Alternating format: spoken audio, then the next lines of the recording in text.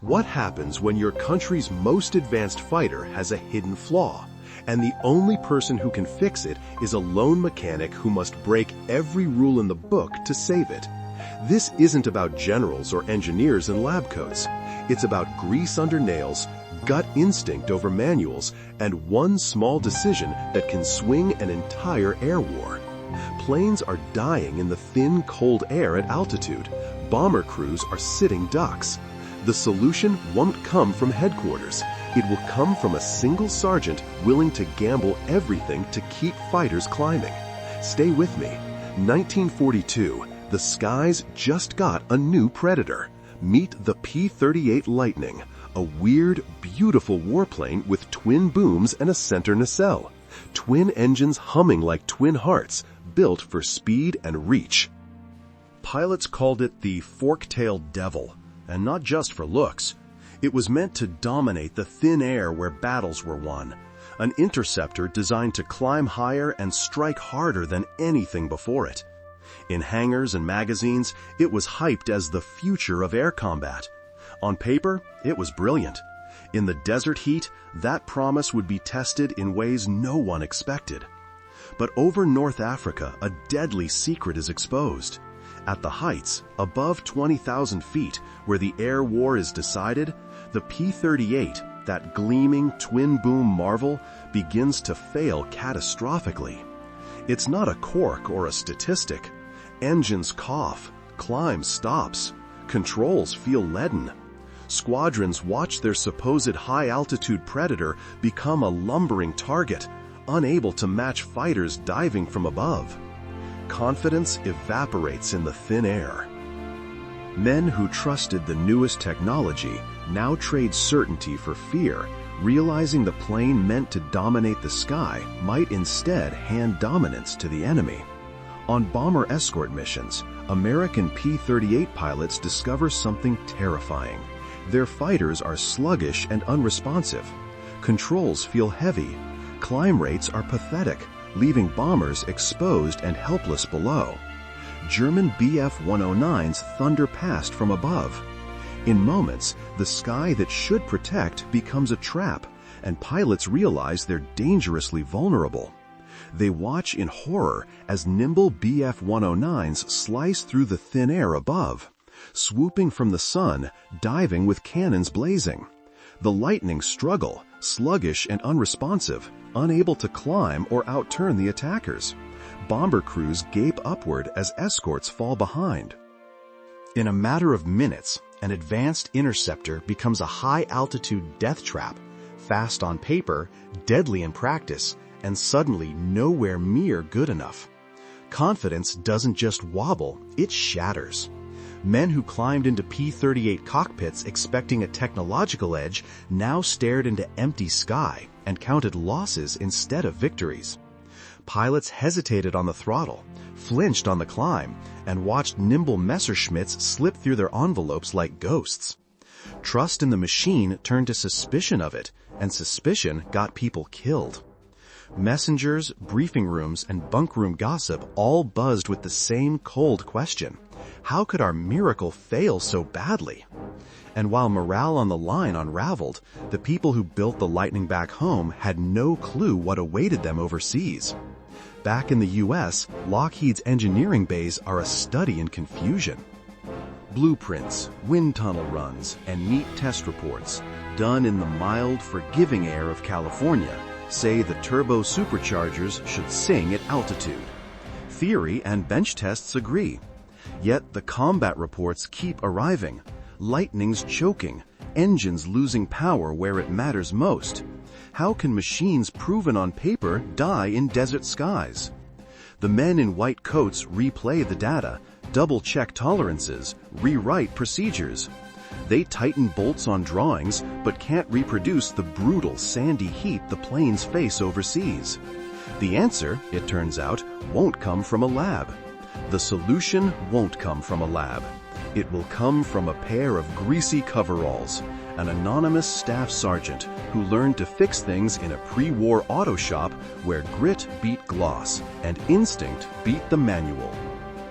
Not an engineer with slide rules and summer room tests, but a mechanic who trusts his hands, his ears, and a sixth sense born of patching running boards at midnight.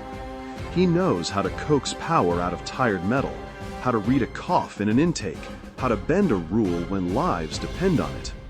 Quiet, overlooked, unglamorous, yet the kind of mind that notices what the textbooks miss. He watches each battered Lightning taxi back across the scorched apron, pilots climbing out with the same haunted look and the same complaint. They choke above 20,000 feet. On paper, the engines are immaculate. Compression checks, magnetos, oil reports all green. But the men swear the throttle goes soft, the climb dies, the airplane feels glued to the sky. He cross-checks logbooks, quizzes pilots between smokes, traces hoses and ducts with a mechanic's eye. The numbers don't match the story. That mismatch is the clue the engineers can't see. Somewhere between intake and altitude, something is stealing power, and he won't let it go unexplored.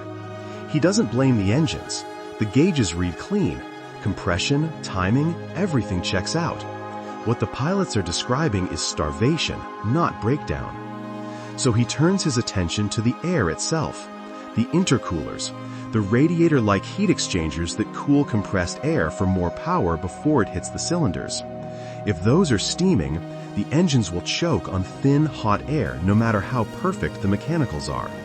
He starts tracing ducts and valves, picturing North African heat baking the system. Suddenly, the problem stops being a mystery and becomes a narrow, fixable target. He realizes the searing North African heat isn't just background trivia, it's the enemy. Sun-baked air slams into the intakes, already swollen by compression. The intercoolers glow hot to the touch, and the compressed charge comes out almost as warm as it went in. Hot air is thin air. It can't make power. Instead of roaring, the engines cough and lose their appetite for altitude. What looked like random failures now reads like a textbook. Heat-soaked cooling coils, turbochargers starved of dense charge, and horsepower bleeding away above 20,000 feet. Suddenly, the whole cooling system looks less like a safety net and more like a sieve being melted. He traces the failure to something so small you'd laugh if it weren't killing men: a tiny thermostatic valve in the intercooler ducting, a one-way babysitter meant to protect the engine from thermal shock by throttling airflow. In the searing North African heat, that protection becomes a crime.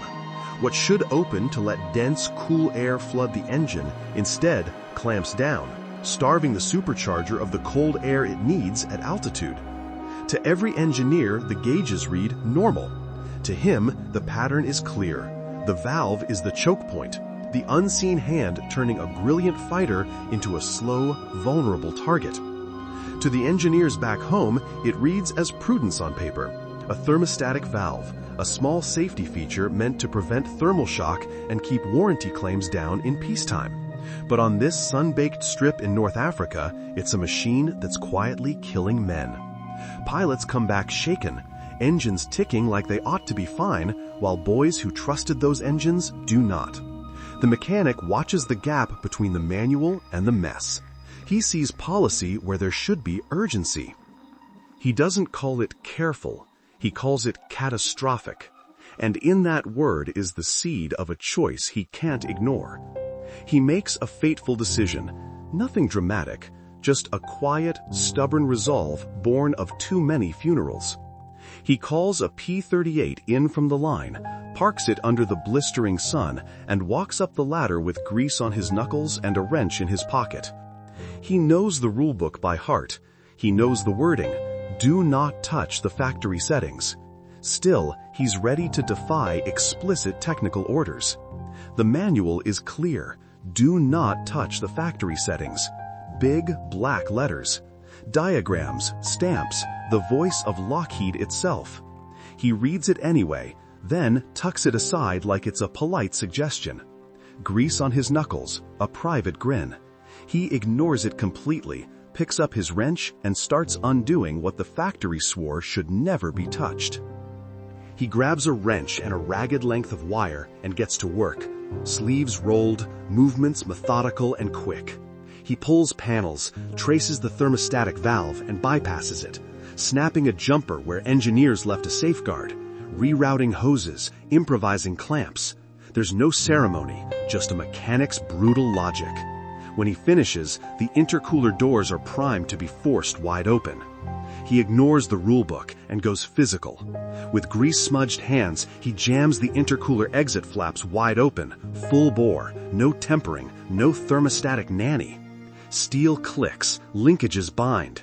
Cold desert wind is yanked through the ducts like a blast of oxygen. It's crude, it's loud, and it forces a tidal rush of cooling air into the engine, a violent, deliberate antidote to the choke that's been killing pilots. To complete the crude fix, he strips out the restrictive baffles from the air ducts, wrenching out the factory brakes on airflow, widening the path until the intake breathes freely. Greasy hands, clipped wires, and a prayer. It's a reckless, surgical-sounding hack, a dangerous gamble born of frontline necessity, the kind of shortcut that begs a test flight as soon as the bolts cool. They pick a clear morning and keep it quiet. The patched-up P-38 taxis out under a sky that feels too calm for what's about to happen. The pilot, a lieutenant who's already been shot up twice, straps in with a face that says he's tried luck and lost, so this is his last roll of the dice. The mechanic stands nearby, grease under his nails, hands clenched like he's holding his breath for everyone. Ground crew exchange looks and step back. Checklists are whispered, warnings ignored. Engines cough, then settle. Throttle goes forward. Wheels start to roll. Everything comes down to this one forbidden test. The modified Lightning rips off the runway and ghosts into the thin blue above. The pilot guns for altitude, 5,000 feet, 10,000, 15,000. Gauges flicker, nerves taut, climb steady. Each tick higher feels like a tiny victory. For the first time all week, hope noses up where fear once ruled. He checks his gauges, needles steady, dials cleaner than he's ever seen on a Lightning coming out of North Africa heat. And the temperature readouts are a full 20 degrees cooler than a standard P-38. For a mechanic who has been arguing with numbers and excuses, that one little verdict lands like thunder. Cooler charge air means denser oxygen, crisper combustion, more horsepower where it counts.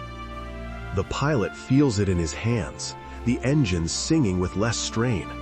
The mechanic lets out a breath he didn't know he'd been holding. It's not a victory yet. It's a very promising sign. They keep climbing. At 20,000 feet, the death zone where Lightnings usually start to choke, the needles should have sagged and the engines should have begun to cough. Instead, temperatures stayed low, power held, and the plane kept pulling hard. The nose eased up, air slammed past the canopy, and the pilot felt a raw, impossible surge in his bones. They just kept climbing. 25,000 feet, 28,000. The needles keep climbing like they finally found a promise to keep. No wheeze, no choked cough, just a clean, hungry roar that turns a dying machine into something eager. The engines aren't wheezing, they're singing. The P-38 pulls hard, taut and alive, and for the first time up here, the pilot feels less like he's hanging on and more like he's flying. On the radio, his voice crackles through, electric, half laugh, half scream, disbelief wrapped in pure adrenaline. Climb rate's insane, feels like I'm strapped to a rocket. For a beat, the line goes quiet, then echoes again as ground crews and other pilots freeze, radios pressed to ears. Wrenches hang mid-air, smiles spread like wildfire. That single wild transmission does more than report numbers, it rewrites expectations. If the gauges lie, the man in the cockpit does not. Hope, suddenly tangible, runs down the line from pilot to mechanic to commander. And for the first time in weeks, everyone believes they might have a fighting chance. The Lightning thumps onto the strip, and the line of crew and pilots explodes forward. Wrenches clatter, boots slap the tarmac, then they freeze when they see him. He unclasps the harness, throws the canopy back and climbs out, a massive grin on his face. For a long heartbeat, everyone just stares, relief and disbelief mixing in the dusty air, waiting for whatever he's about to say. He climbs out beaming, hair singed, boots dusty, and then he says it, the 6 words everyone remembers. She climbs like a homesick angel. For a beat, the flight line goes quiet. Then the air snaps alive with whoops, incredulous laughter, and men slapping helmets. The line hangs in the heat like a promise. It's a small, simple sentence, but it lands like a verdict. This plane can win. Immediately, the mechanic pushes through the crowd, crawls under the cowling, runs his hands along tubing and intercoolers, and finds no scorched metal, no cracked housings, just proof that cooler air made all the difference.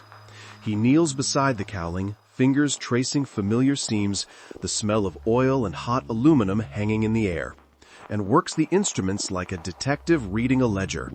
There's no hairline cracking, no scorched paint, no signs of thermal shock, nothing to suggest the engine had been abused. The gauges tell the rest.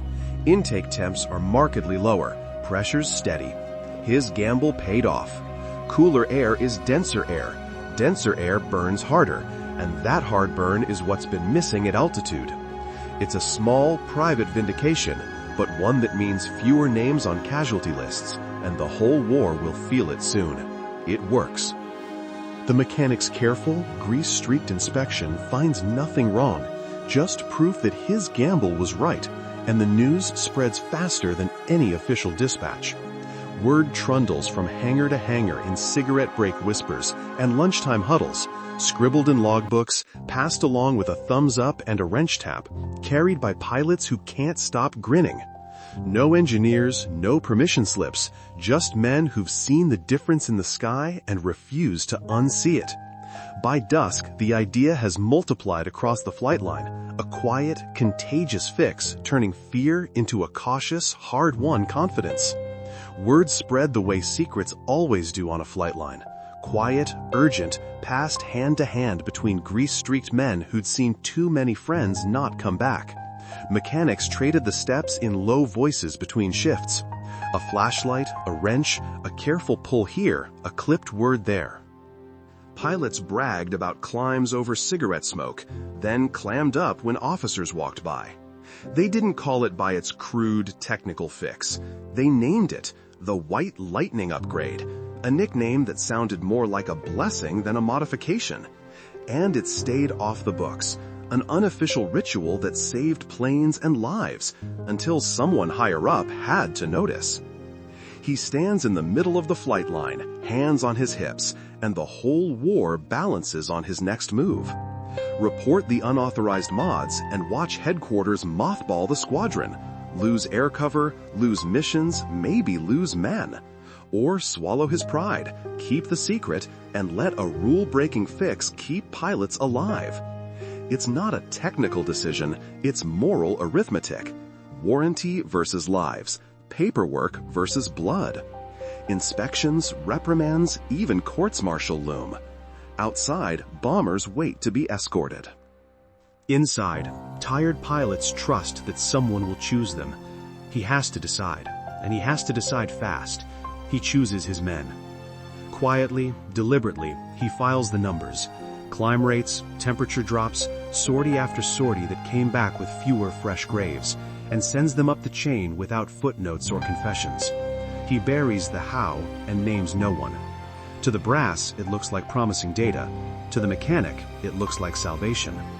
He knows that a formal admission would ground the fleet and hand the advantage back to the enemy. So he trades paperwork for people, shielding the sergeant and the crude fix with a commander's silence.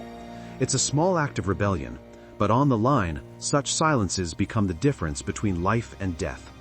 Back in headquarters, the mood is clinical, not grateful. They don't celebrate. They call it an anomaly, authorize a handful of controlled tests, and slap a hard line across any fleet-wide change. Engineers promise a proper redesign in 8 to 12 months, they say, as if the clock is just a suggestion. The mechanic's face never appears on the memo. The squadron's report is sanitized into data points. It's bureaucratic caution dressed as prudence. But 8 to 12 months in a hot theater is an eternity. On the ground, where planes are losing men today, that kind of patience feels like another risk no one can afford. On the front lines, 8 months is an eternity. Commanders don't wait. They watch pilots climb and choke and sometimes never return. And promises of an official fix feel like a calendar to the grave. So in dusty tents and grease-streaked sheds, field leaders make a quiet, brutal choice. They authorize the modification themselves.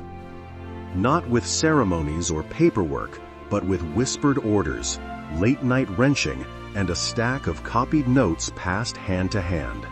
Crews pull thermostats, yank baffles, and turn whole squadrons into improvised test beds, one hangar at a time, spreading the secret across the North African theater. The results were instant and impossible to ignore. In April 1943, the modified P-38s, the so-called White Lightning upgrades, shot up into the thin air and met German bomber streams before they could form their attacks. Intercepts happened faster than anyone expected. Enemy formations broke, gunners scrambled, and radio rooms filled with stunned reports. Overnight, the balance in the sky tilted. What had been desperation turned abruptly into opportunity. In May, it all shows up on gun camera film. A modified Lightning rockets straight up and outclimbs a German ace in a vertical duel, a fight the P-38 would have flat out lost just weeks before. The footage is raw and undeniable. You can watch the German fighter stall and peel off while the Lightning keeps climbing, guns chewing the sky. For crews on the line, that reel was proof. The field hack had become a war-winning edge. Then the numbers come in and they don't lie.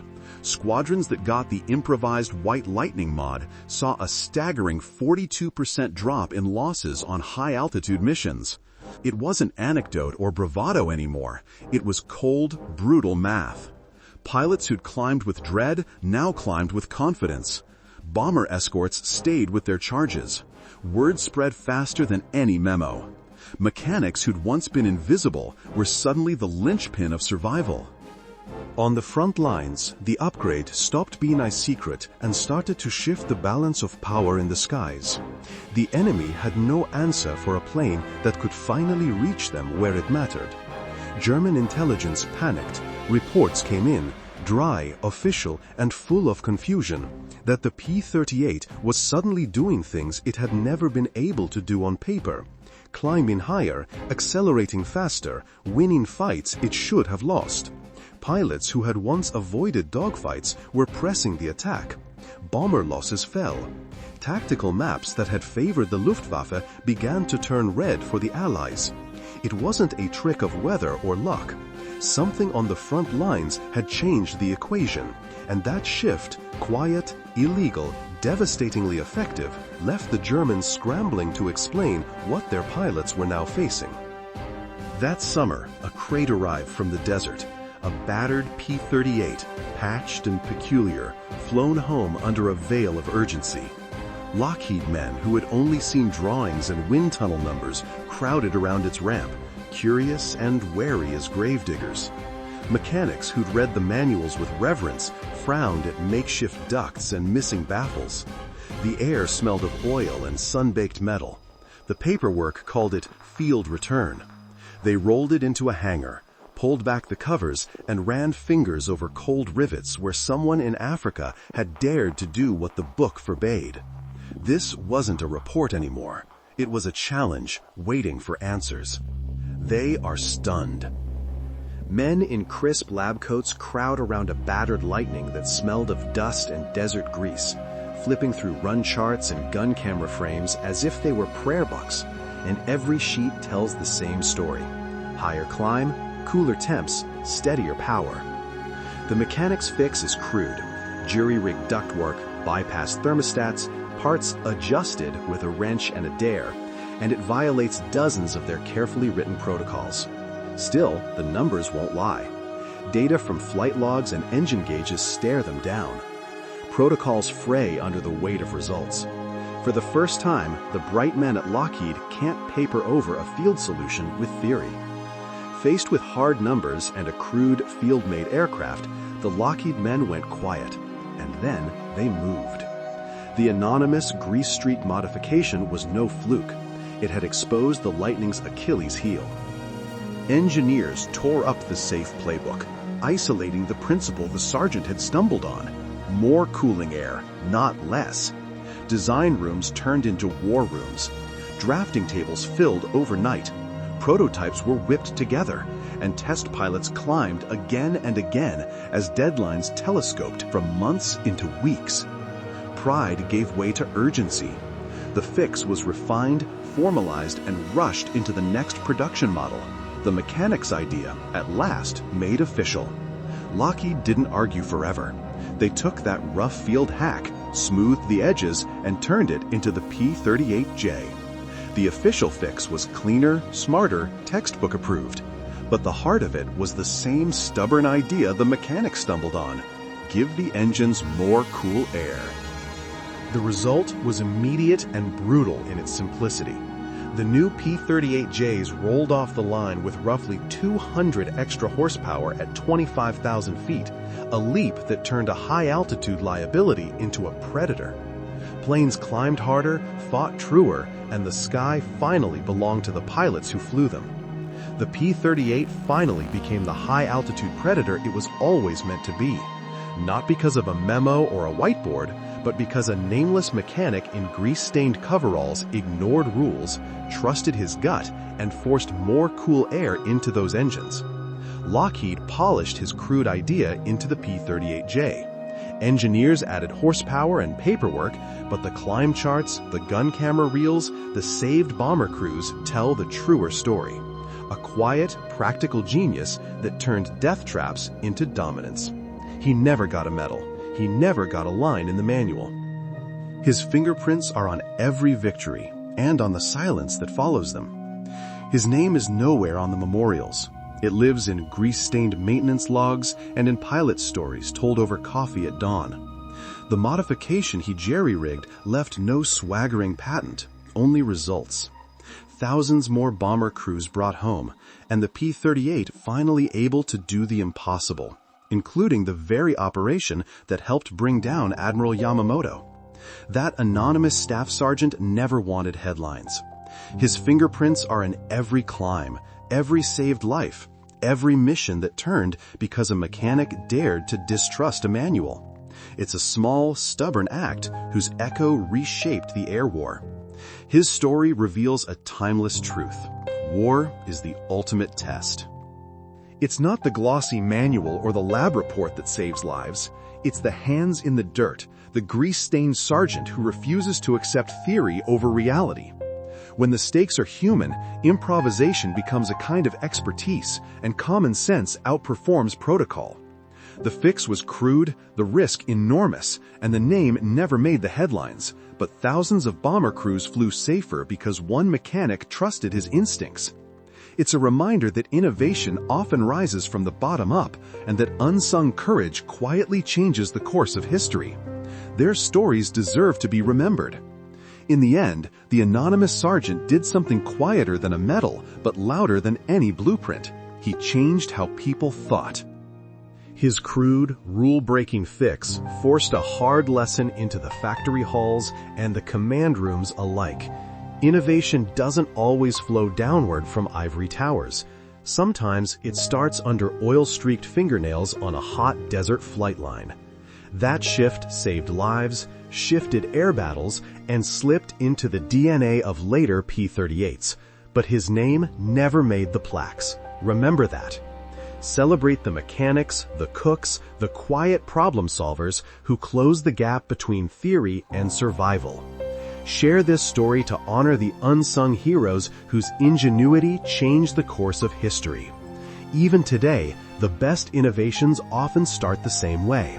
Someone close to the hardware notices what everyone else missed and has the nerve to try a fix that isn't in the book. The P-38 Lightning finished the war with a distinguished combat record. More than 10,000 built, flown by America's top aces and instrumental in the mission that killed Admiral Yamamoto. Enemies who once dismissed the fork-tailed devil learned to respect it. That legacy belongs to Kelly Johnson's brilliant design, to the Allison engineers who wrung reliability from the power plants, to the pilots who fought in them, and to the grease-stained sergeants whose quiet courage closed the gap between theory and survival.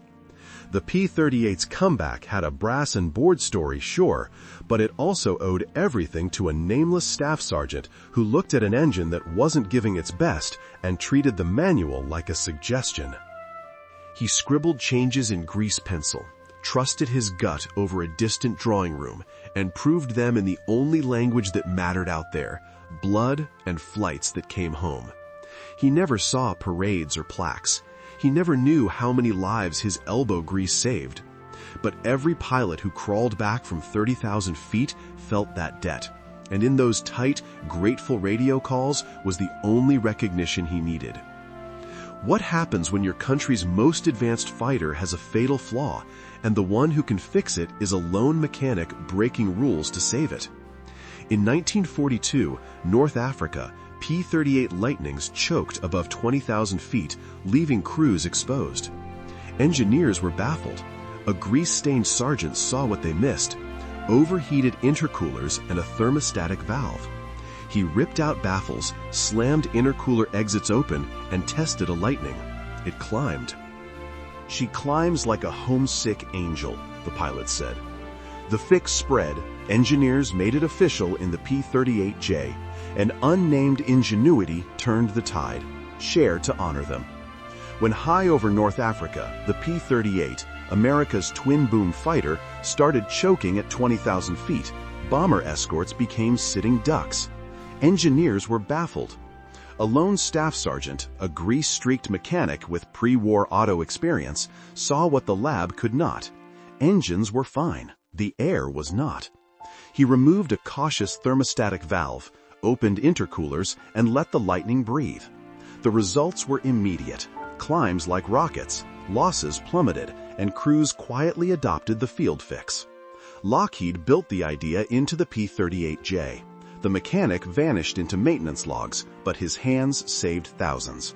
Share to honor those who fix history. The P-38's transformation from a temperamental, high-altitude liability into a dominant interceptor did more than win a few dogfights. It rewired American air tactics. Escorts climbed higher, formations changed, doctrine adapted, fast, because a grease-stained sergeant trusted what he could see over what a blueprint promised. His crude, rule-breaking fix taught a brutal lesson. Frontline experience can outpace drawing board assumptions. That lesson saved bomber crews, flipped the balance in critical engagements, and left the anonymous mechanic's fingerprints on victories, from local skirmishes to the mission that felled Yamamoto. War rewards practicality. And sometimes the biggest innovations come from the bottom up. Aircraft designs, no matter how advanced, can't fully anticipate the unpredictable and harsh realities of combat conditions. Engineers test on tarmac. Wind tunnels don't capture sand, heat, and stress at 25,000 feet. Manuals assume caution. War demands improvisation.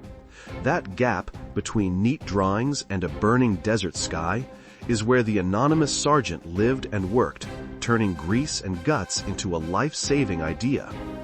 His crude bypass didn't honor rules, it honored people. It forced a nation's designers to listen to the ground. The lesson is simple and stubborn. Innovation often rises from the bottom, and history's quiet heroes deserve to be remembered. By the war's end, it wasn't the suits in distant labs who turned the tide, but the grease-streaked mechanics on the flight line. Men who heard what the engines couldn't say and fixed problems the manuals ignored. They ripped out cautious safeguards, opened airflow doors, and traded warranty clauses for lives saved. Those improvised solutions didn't stay secret for long. They became doctrine, fed back into production, and rewrote what a plane could do at altitude. It's a simple, stubborn truth. Real innovation often comes from the bottom up, from the hands that keep the machines breathing in the heat of combat. Many of the greatest leaps in aviation didn't come from glossy reports or boardroom blueprints. They came from grease-stained hands and stubborn, rule-breaking instincts on the flight line. The P-38's turnaround wasn't a single stroke of genius in a laboratory. It was a messy, moral decision by a lone mechanic who refused to let a cautious design kill his pilots. That bottom-up ingenuity turned a flawed fighter into a high-altitude predator, saved lives, and forced the factory to admit that the people closest to the problem often know the boldest solutions. Remember that next time you praise a machine. The real inventors are usually standing under it. Ultimately, the P-38's victory wasn't born in boardrooms or wind tunnels alone. It came from grease-stained hands and quick, cold-blooded choices made under sand and gunfire. A lone sergeant pulling wires, tearing out baffles, and betting lives on an outlawed fix. Designers and pilots made the machine possible. Those unsung mechanics made it survivable. That bottom-up stubbornness reshaped the aircraft, saved crews, and turned a deadly quirk into a tactical edge. It's a reminder that technology never operates in a vacuum. People on the ground finish the job. If that feels worth remembering, share this story. Honor the quiet inventors who changed the course of history.